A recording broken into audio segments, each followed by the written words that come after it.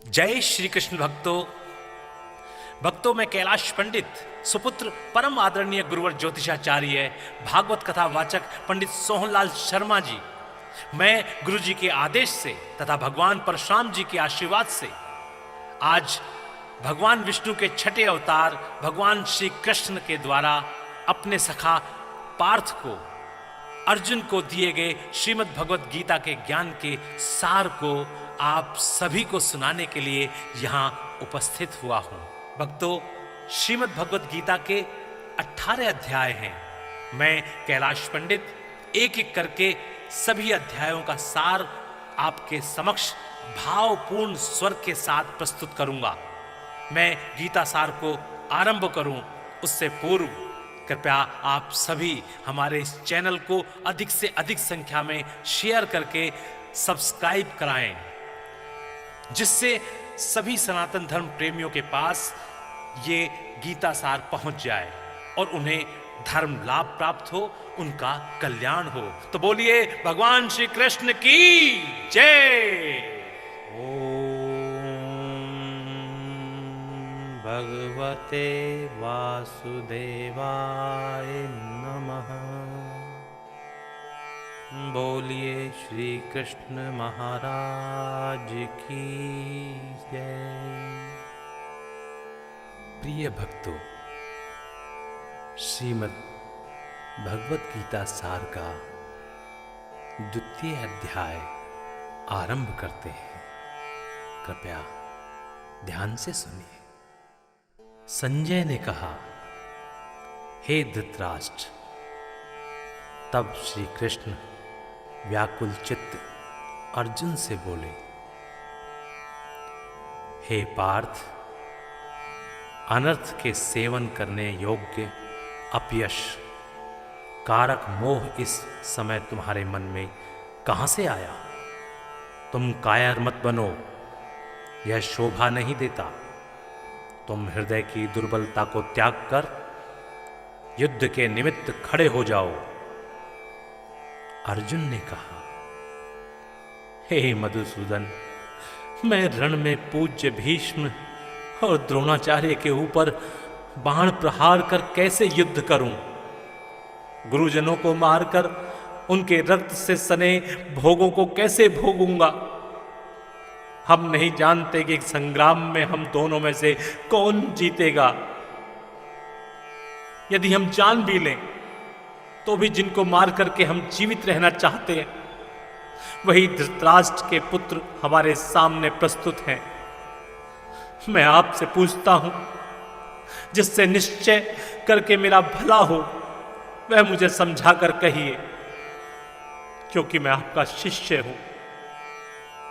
मुझे शिक्षा दीजिए प्रभु। मुझे पृथ्वी पर निष्कंटक राज्य मिल जाए और देवताओं का भी आधिपत्य मिल जाए, तो भी ऐसा कोई उपाय नहीं दिखता कि जो मेरी इंद्रियों के शोक को दूर करे। हे गोविंद, मैं युद्ध नहीं करूंगा, मैं युद्ध नहीं करूंगा, मैं युद्ध नहीं करूंगा। मुझे क्षमा करें गोविंद, मुझे क्षमा करें।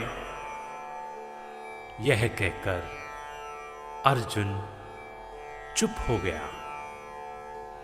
संजय बोला, हे राजन, दोनों सेनाओं के मध्य में खिन्न होकर बैठे अर्जुन से श्री कृष्ण ने ये वचन कहे, हे अर्जुन, जिनके लिए शोक नहीं करना चाहिए तो उनके लिए शोक करता है, और पंडितों के से वचन तो कहता है, परंतु पंडित लोग न मरों का शोक करते हैं न जीवितों का। यह बात असंभव है कि मैं पहले न था, तुम न थे, और ये राजा भी न थे, और इनके बाद नहीं रहेंगे। जैसे देहधारियों की इस देह की लड़कपन, जवानी, बुढ़ापा ये अवस्था होती है, वैसे ही मृत्यु के बाद दूसरी देह की भी होती है। इसीलिए पंडित लोग मोक्ष को प्राप्त नहीं होते हैं। हे नरश्रेष्ठ, सुख दुख को समान मानने वाले जिस वीर पुरुष को ये बाह्य पदार्थ कलेश नहीं देते, वह मोक्ष पाने का अधिकारी है। असत वस्तु का तो अस्तित्व नहीं है और सम का अभाव नहीं है। इस प्रकार इन दोनों को ही तत्वज्ञानी पुरुषों ने देखा है। जिससे सारा संसार व्याप्त है उसको अविनाशी जानो, क्योंकि इस नाश रहित आत्मा का विनाश करने में कोई समर्थ नहीं है।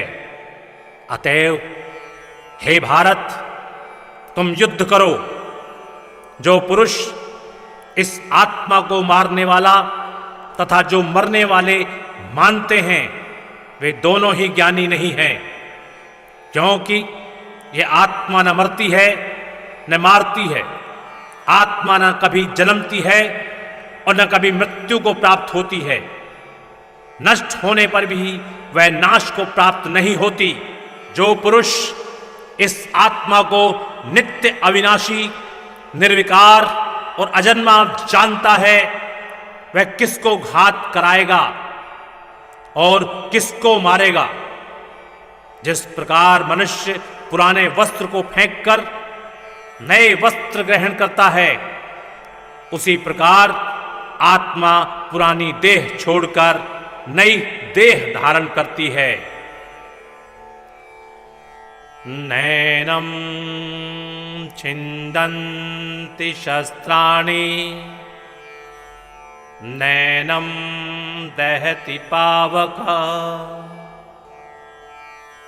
न चैनम क्लेदयन्त यापो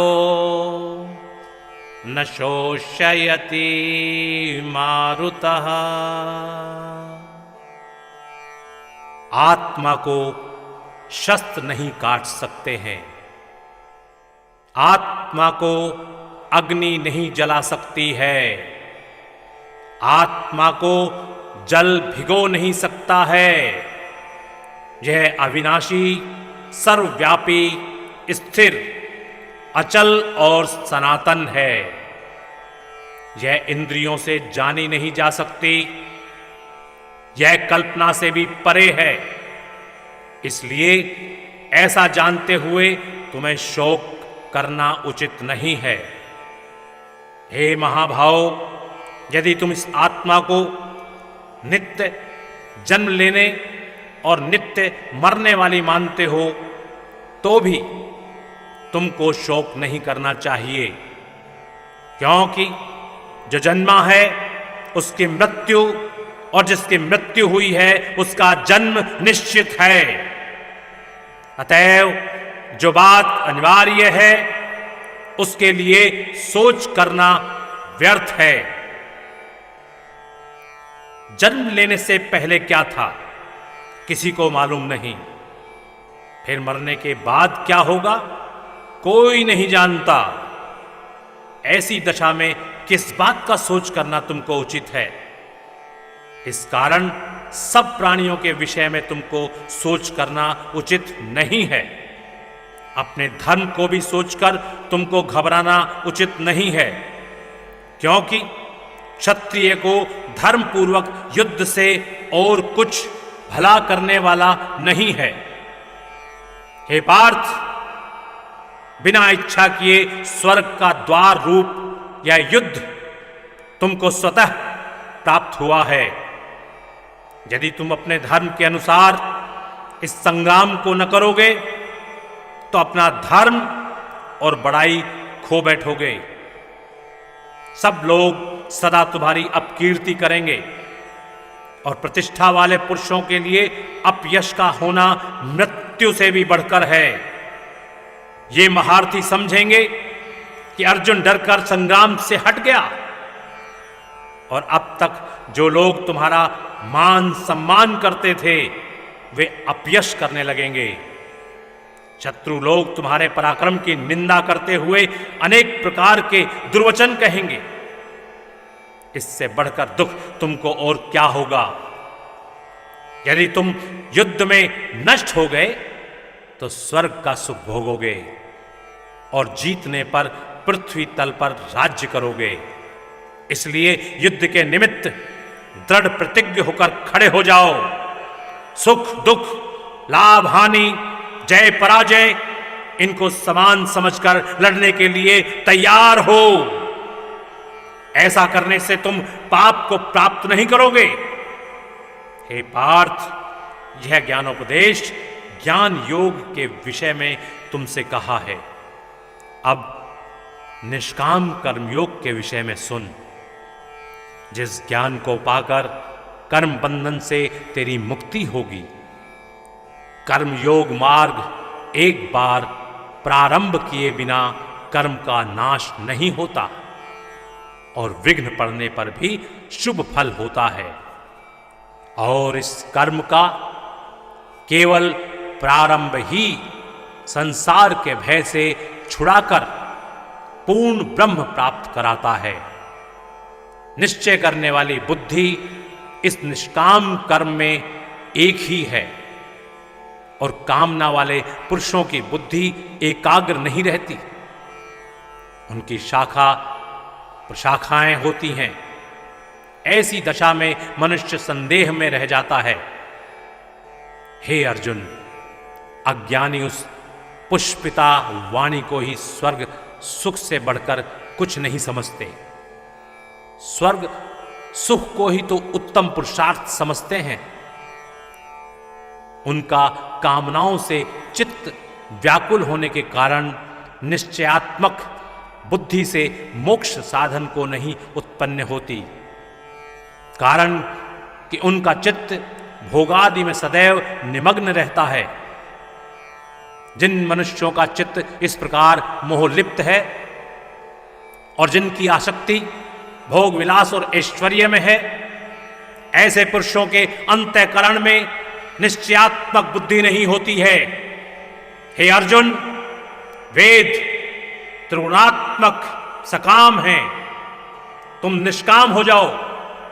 सुख दुख को समान जानकर नित्य योग क्षेम आदि स्वार्थों में न पड़कर धीर जवान और आत्मनिष्ठ हो।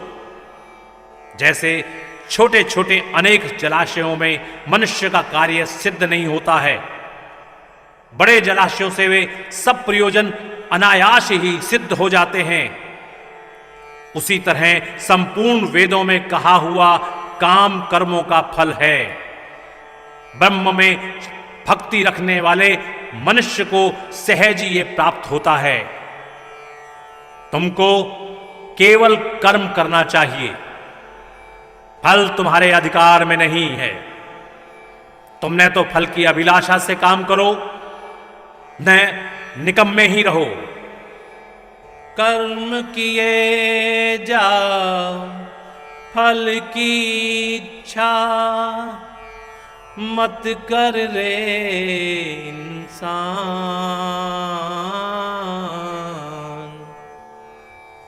जैसा कर्म करेगा वैसा फल देगा भगवान। जैसा कर्म करेगा वैसा फल देगा भगवान। फल की आशा त्याग कर कर्म की सफलता को समान मानकर तुम योगस्थ होकर कर्म करो। यही कर्म ज्ञान योग है। इस बुद्धि योग सहित कर्म से अन्य कर्म अत्यंत हीन है। इसलिए तुम बुद्धि योग का आश्रय ग्रहण करो। फल की इच्छा रखने वाले निकृष्ट होते हैं। निष्काम करने वाला पुरुष ईश्वर कृपा से इसी संसार में सुकृत तथा दुष्कृत इन दोनों का ही त्याग कर देता है। इसलिए तुम निष्काम कर्म में प्रवृत्त हो जाओ।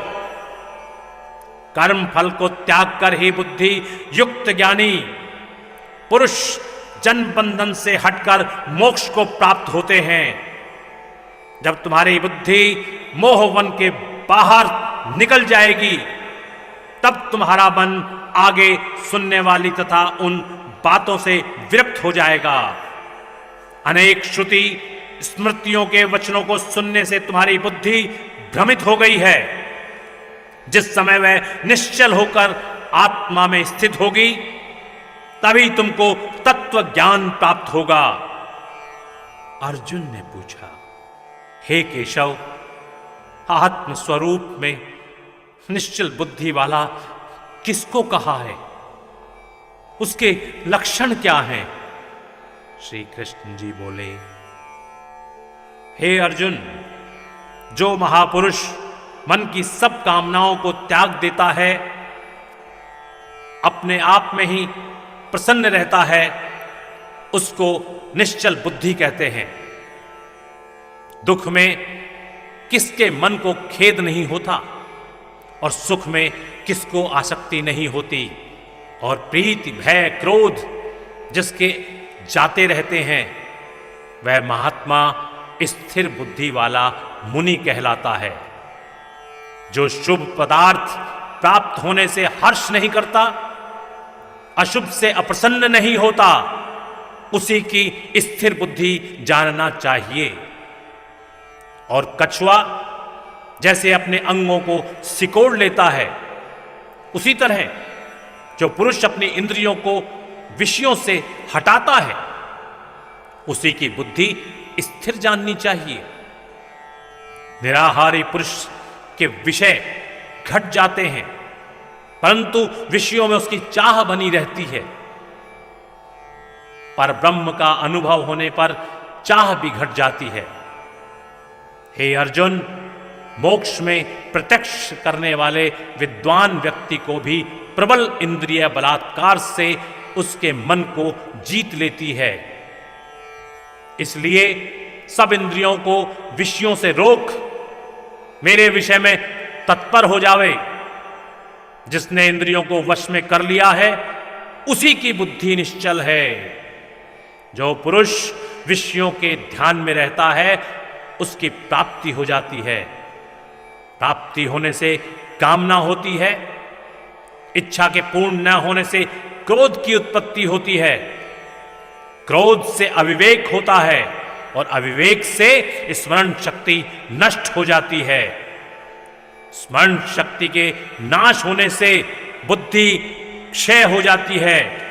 जिसकी बुद्धि का नाश हुआ, वह विनाश को प्राप्त होता है।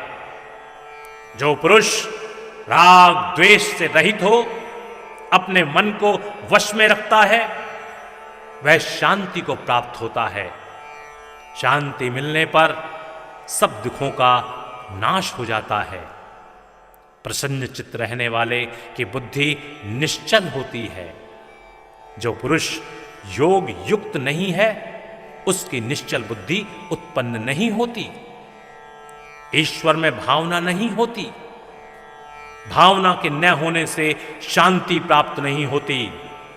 अशांत को सुख कहां से मिलेगा? जैसे वायु नाव को जल में खींच ले जाती है, उसी प्रकार इंद्रियां उस पुरुष की बुद्धि का नाश कर देती हैं। जिसका मन विषय सिद्धि से इंद्रियों के पीछे लग जाता है। इस कारण हे महाभाव, जिसने इंद्रियों को विषयों से सर्वथा रोक रखा है, उसकी बुद्धि स्थिर है। जो सब प्राणियों की रात है, उसमें संशयी जागता रहता है, और प्राणी मात्र जिस समय जागते हैं, मुनि जनों की वह रात्रि है। जल से भरे समुद्र में और नदियों का जल भरने पर भी वह अपनी मर्यादा पर रहता है।